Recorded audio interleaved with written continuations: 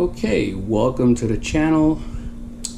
Today we have another issue with this refrigerator, which is the brand you're seeing on the screen. And the issue that I am having is, it seems like I've been fixing so many things this week. The issue that I am having is, go down here, whoops. We go down here, is that issue right there. That there you see is the ice maker, and it shouldn't be flopping around like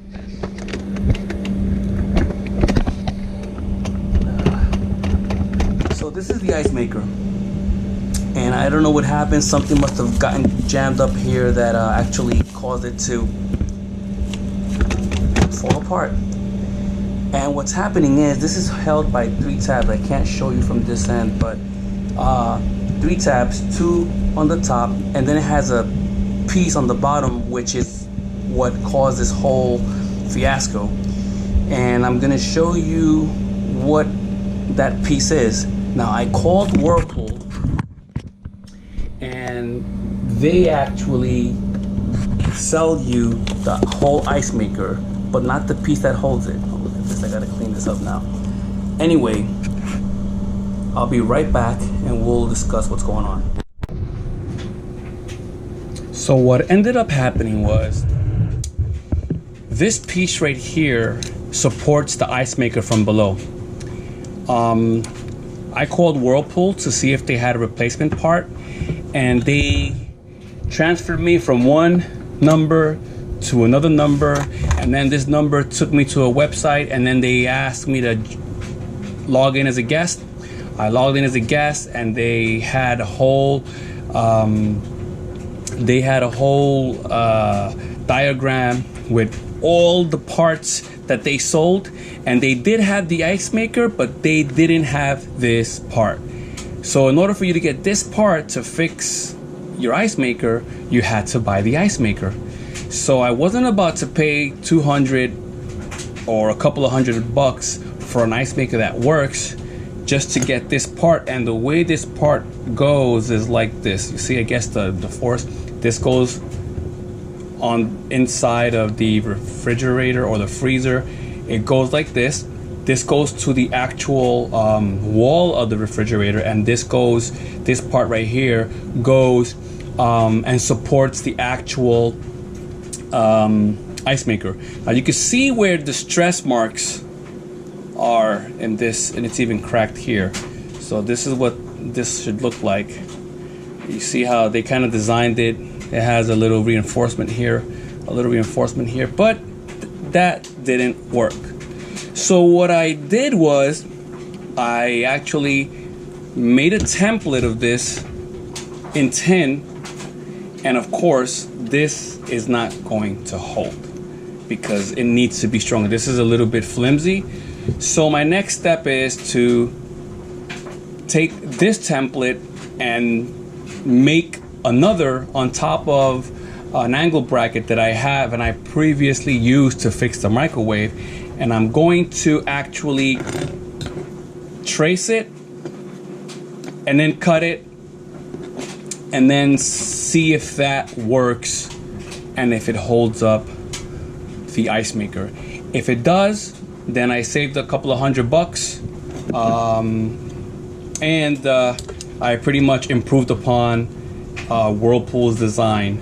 So this also has another hole here. I don't think we need this, but I'm gonna go in and I'm gonna mock it up, and I'll probably film a little bit so you can see it, and then we'll go back and test fit it on the refrigerator and see how it holds up, and have some final thoughts. All right. Okay, so here we are. So what I did was I traced the actual broken piece onto this angle bracket, and what I'm going to do, this is very strong. I use this to fix my LG microwave. If you want to see that video, I'll put a link on in the description. So what I'm going to do now is I'm going to go with the grinder. I'm going to put this on the vise, and I'm going to grind this out then I'm gonna drill the holes.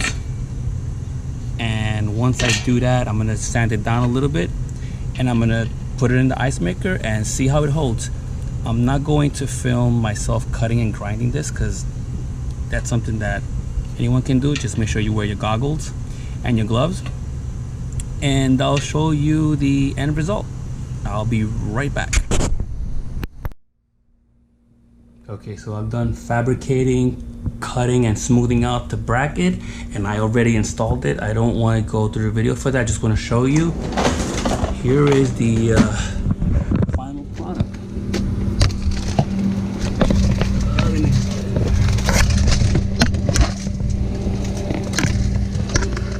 There it is. There you have it, holding it in place. See how this is held by those two screws, one here and one there.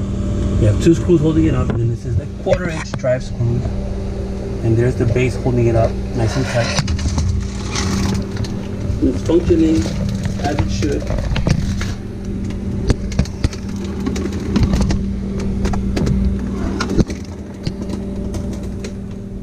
Let's see if we get a better angle.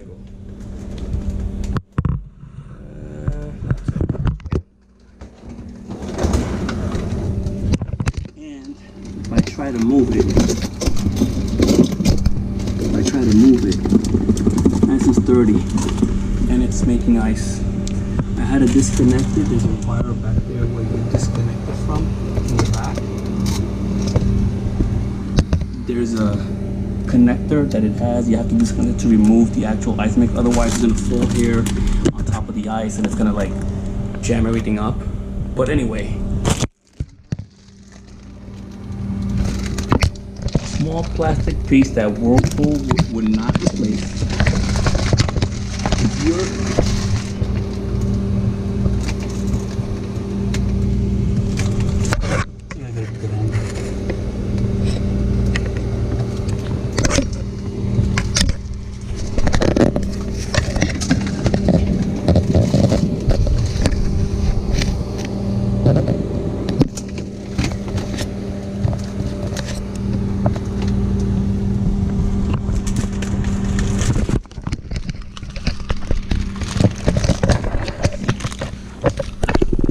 there you have it.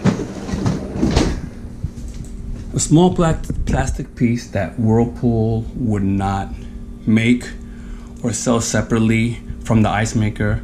And I'm assuming that if you buy the ice maker, that piece wouldn't even be included into it. I think they would just sell you the ice maker. But anyway, shame on you, Whirlpool. So if you have a similar refrigerator, with the French doors, and a similar ice maker, similar design, just know that those pieces may or may not be manufactured by your the company that makes your refrigerator, in this case Whirlpool. So you just have to get creative. Otherwise, if you're willing to bite the bullet and spend a couple of $100 or $200 or $250, whatever the ice maker is, and get the whole unit, if it brings the piece, you'll be out of luck if it doesn't. So those are my simple steps. I traced the old part, and I cut it with a grinder, and I drilled the holes for the screws with a drill. You know, I held it with the vise. There might be third-party companies that probably sell those things, but that would be something that you would have to investigate. I didn't have the time. I needed to get this fixed, and there it is. I used a 1/4-inch driver to remove the screws, and then to put it right back in, and nice and snug. It's nice and snug as a bug in a rug. If you have any comments, suggestions, tips, or any ideas how I could have done this better, please leave them in the comment below. Like and share and subscribe. Thanks for watching.